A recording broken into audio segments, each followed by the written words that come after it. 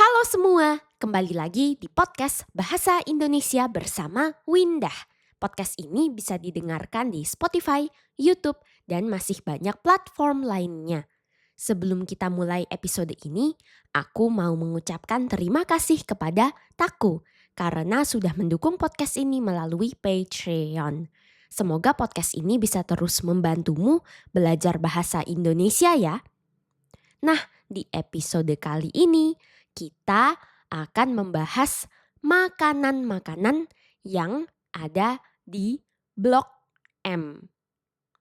Minggu lalu aku jalan-jalan mencari kuliner di Blok M.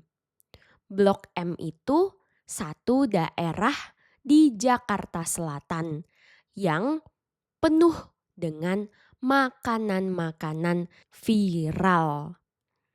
Banyak camilan-camilan modern yang berbeda dari biasanya. Di sana harga makanannya juga murah, ramah di kantong anak-anak muda. Jadi ada banyak anak sekolah atau kuliahan yang kulineran di sana. Aku sudah 1 tahun tinggal di Jakarta, tapi akhirnya sekarang baru kesampaian kulineran di Blok M. Dari dulu aku sudah mau, tapi rasanya mager karena Blok M selalu ramai, penuh dengan orang.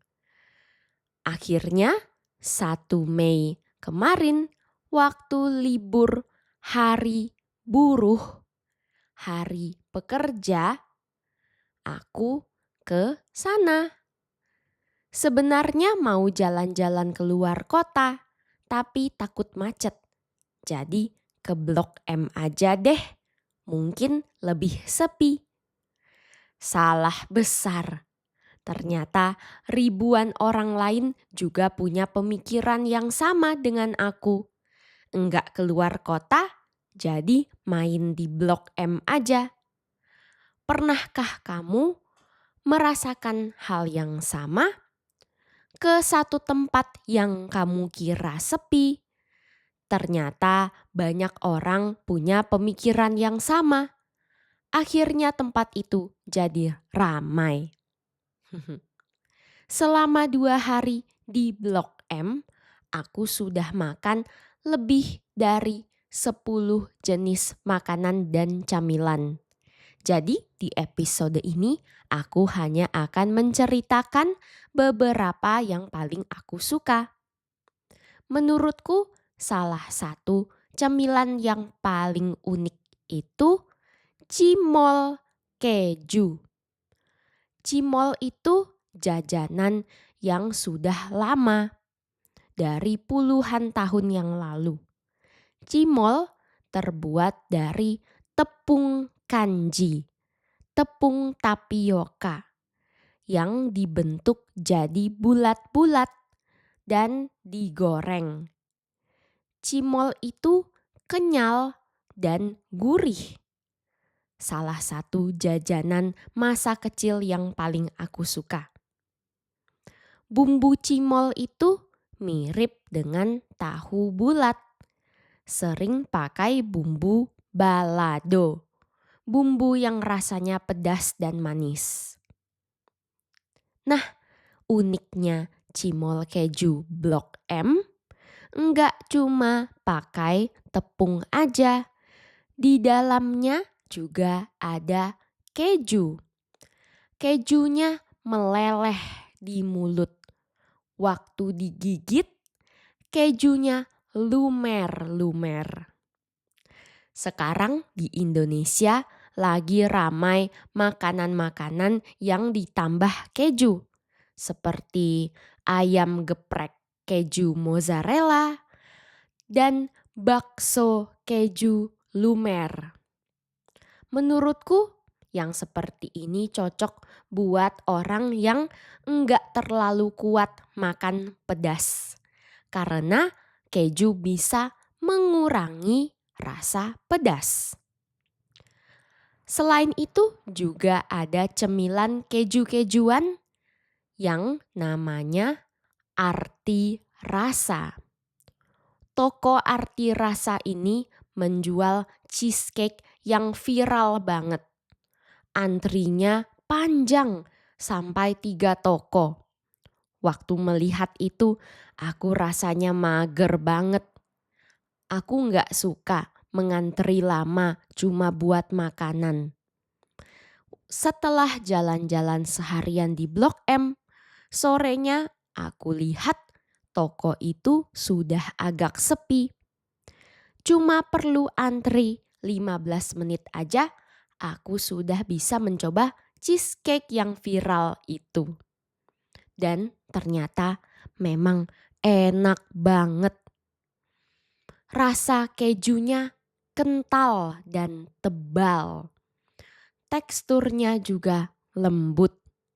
Ya, pantas saja bisa sampai viral.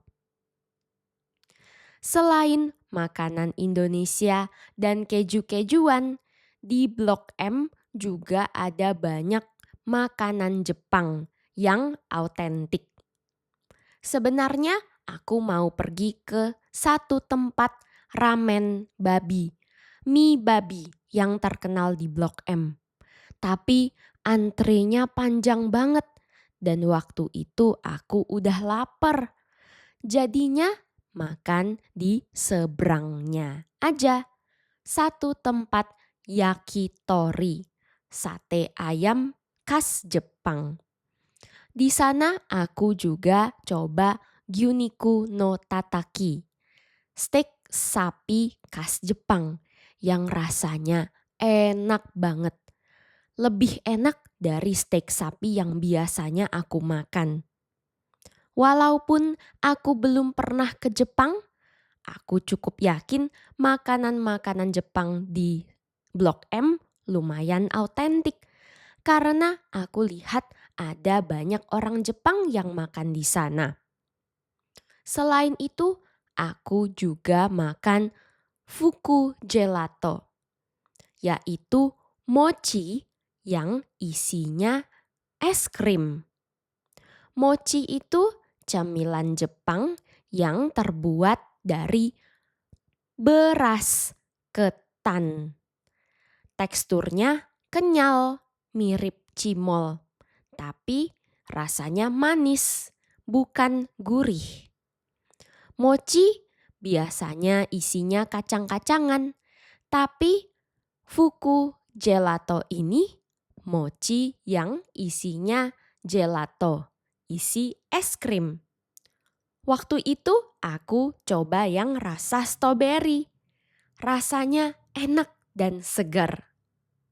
Pendengar yang dari Jepang, apakah makanan-makanan yang aku sebutkan tadi mirip dengan yang ada di Jepang atau ada sedikit perbedaan?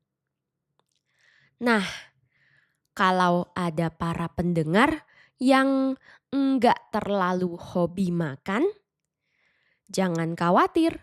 Di Blok M bukan cuma makanannya saja, tapi suasananya juga bisa kita nikmati. Ada satu kafe yang terkenal banget di Blok M. Namanya Filosofi Kopi. Waktu itu aku duduk minum kopi pagi-pagi sambil nulis bahan podcast di sana. Tempatnya bukan cuma bikin kita merasa nyaman, tapi aku juga merasa ada sesuatu yang menarik, yang bikin aku betah lama-lama duduk di sana. Ternyata kafe ini aslinya tempat syuting film yang judulnya juga Filosofi Kopi di tahun 2015. Dan akhirnya tempat syuting itu dijadikan kafe sungguhan hingga sekarang. Walaupun aku belum pernah nonton film itu, aku juga bisa tetap merasakan kafe itu menyimpan banyak cerita dan banyak kenangan. Di Blok M juga ada banyak tempat foto box untuk menyimpan kenangan. Foto box di sana konsepnya lucu-lucu, mulai dari harga 30 sampai 50 ribuan. Bisa langsung dicetak, langsung ada foto fisiknya. Perjalanan kulineranku di Blok M belum selesai kalau belum makan gultik. Gultik itu singkatan dari gulai tikungan.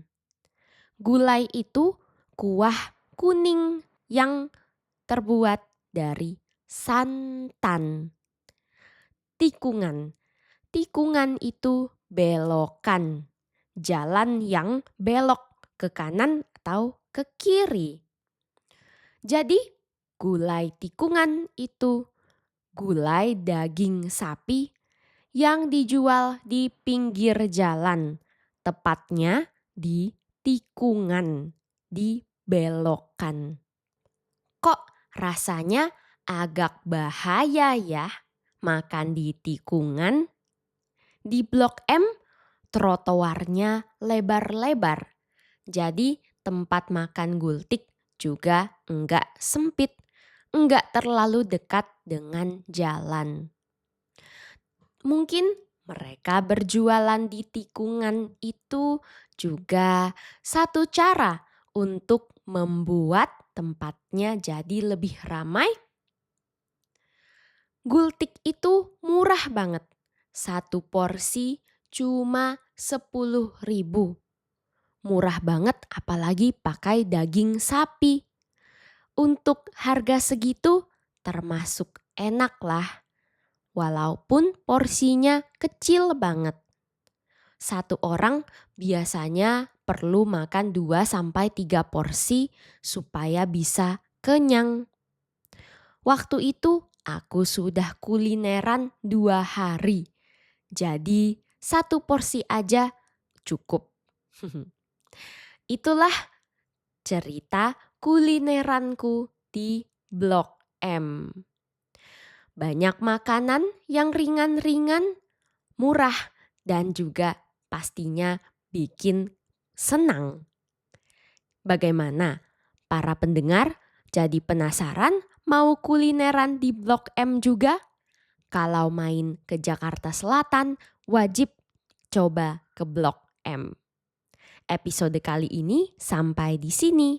Jangan lupa dukung podcast ini dengan menjadi sahabat Windah di Patreon dan dapatkan transkrip serta terjemahan untuk semua episode yang ada di podcast ini. Bisa juga dukung podcast ini dengan membagikannya di media sosialmu serta memberikan penilaian di Spotify dan Apple Podcast supaya semakin banyak orang yang mendengarkan. Sampai jumpa di episode berikutnya. Dah!